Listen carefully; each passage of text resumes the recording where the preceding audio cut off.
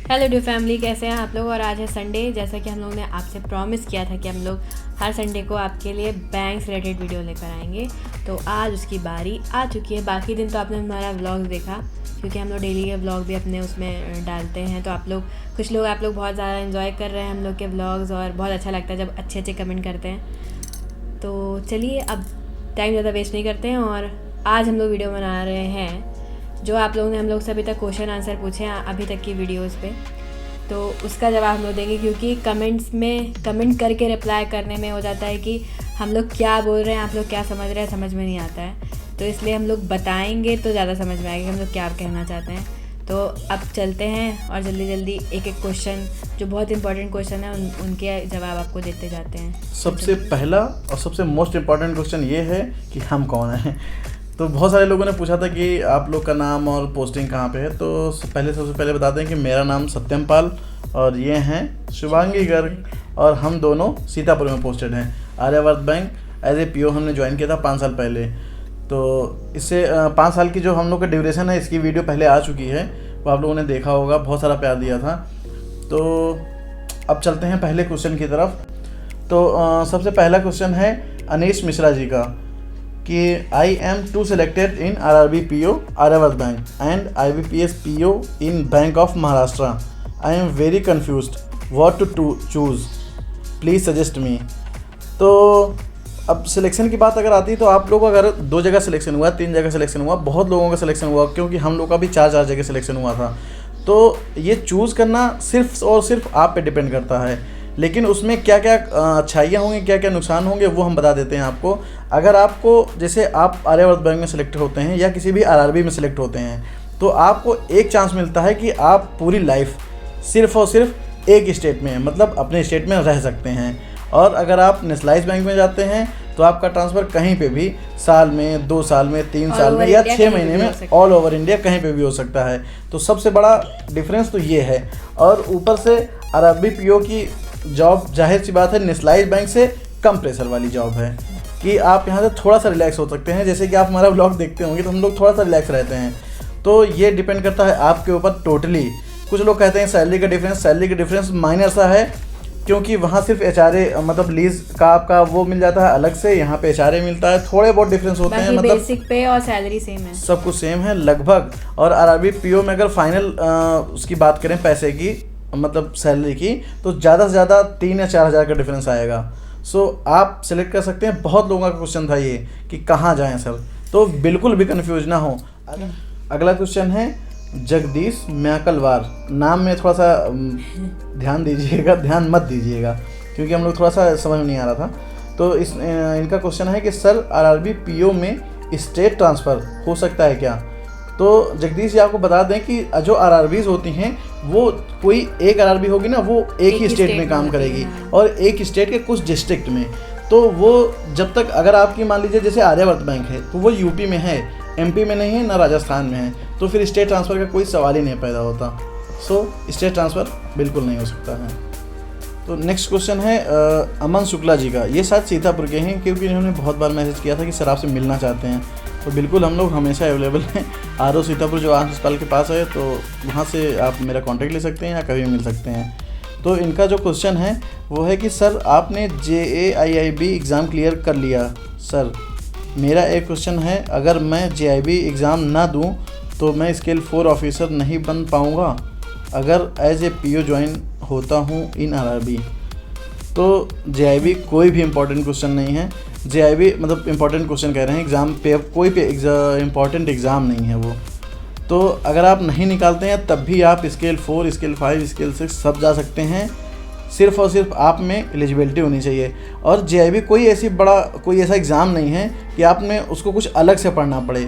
आप जो daily banking routine work करेंगे उसी से रिलेटेड क्वेश्चन आएंगे JIB में, आप कर सकते हैं। हालांकि मैंने अभी नहीं किया है, फिर भी आप नहीं। वैसे JIB करना इम्पोर्टेंट इसलिए है कि JIB से नॉलेज बढ़ती है, और उसके बाद प्रमोशन से उसका इतना मतलब नहीं है, क्योंकि उससे केवल 1 साल का रिलैक्सेशन मिलता है।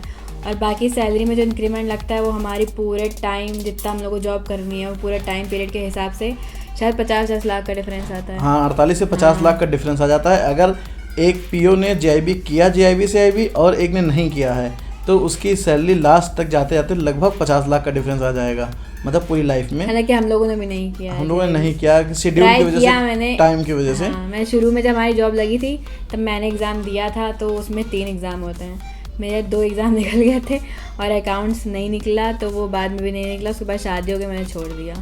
तो चलते हैं अपने नेक्स्ट क्वेश्चन की तरफ, जो है राम जी का। इन्होंने क्वेश्चन किया है कि सर मुझे बैंक पीओ के लिए कोई अच्छी कोचिंग सजेस्ट कर दीजिए। तो कोचिंग हम आपको कोई सजेस्ट नहीं कर सकते हैं। कोचिंग सजेस्ट करना मतलब है कि आप पढ़ते किस तरीके से, ये डिपेंड करता है। एक कोचिंग इसलिए ज़रूरी होती है कि सिर्फ आप कंपटीशन हो, मतलब आपके सामने 50 बच्चे होंगे, उनके सामने आपको कंपटीशन करना है, सिर्फ इसलिए कोचिंग होती है। और बाकी पढ़ने के लिए आप घर पे पढ़ सकते हैं, और सिलेक्शन के लिए केवल और केवल एक सूत्र है, सिर्फ और सिर्फ एसटी।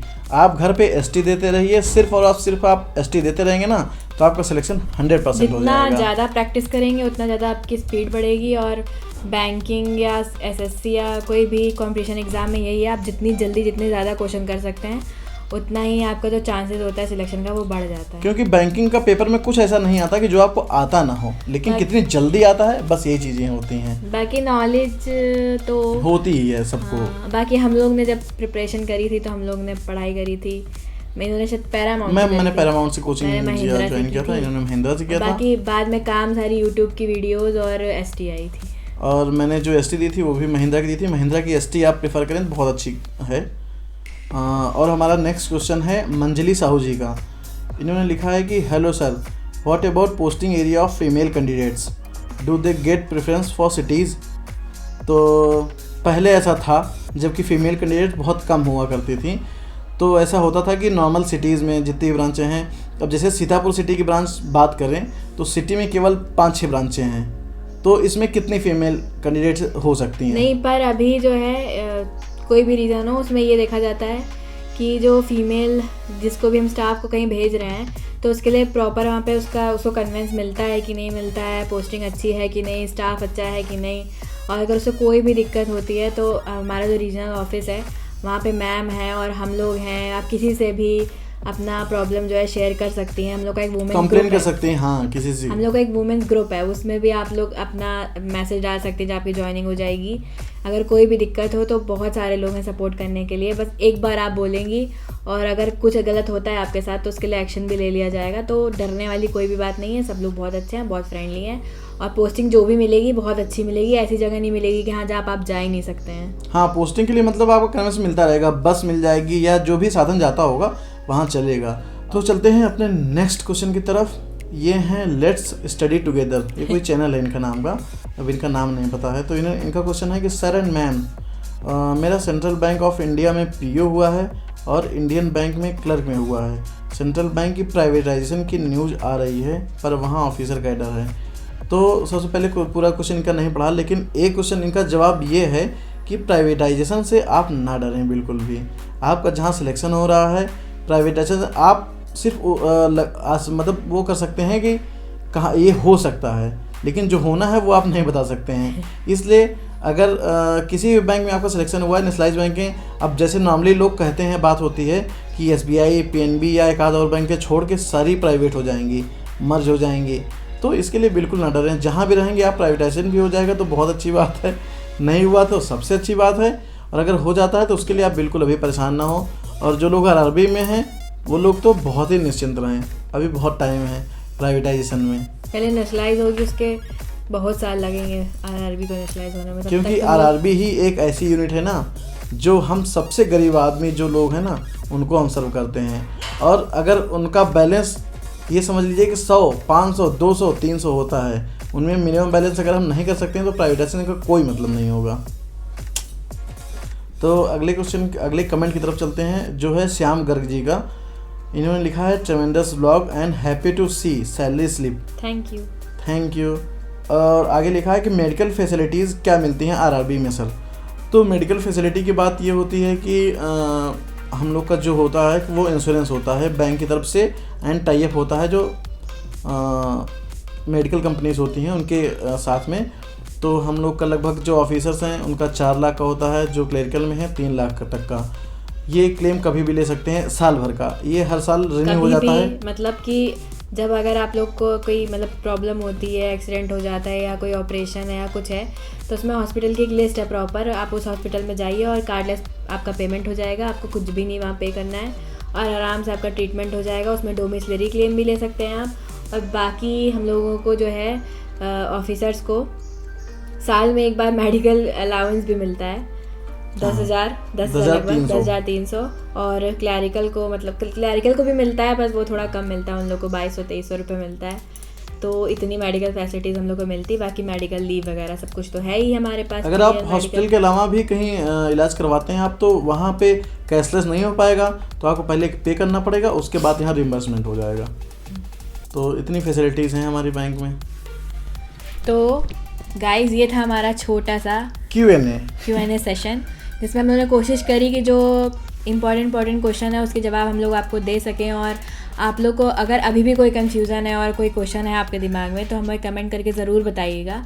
और बाकी बताइएगा कि आपको हमारा ये व्लॉग कैसा लगा। और अगर अभी तक आपने हमारा चैनल सब्सक्राइब नहीं किया है तो जल्दी सब्सक्राइब कर दीजिए और हमें अपना ढेर सारा प्यार दीजिए। लाइक करिए, शेयर करिए अपने दोस्तों के साथ। अगर आपको वीडियो अच्छी लगती है तो हम कोशिश करेंगे, बहुत सारे कम क्वेश्चन हम लोग ले पाए हैं, छोटा सेशन था, और बस कोशिश करेंगे कि अगले व्लॉग में और भी क्वेश्चन लेके आ पाएँ। और जिनका क्वेश्चन रह गया होगा उनके लिए सॉरी, अगले सेशन में ज़रूर हम उनको शामिल करेंगे। और तब तक के लिए bye bye, all the best.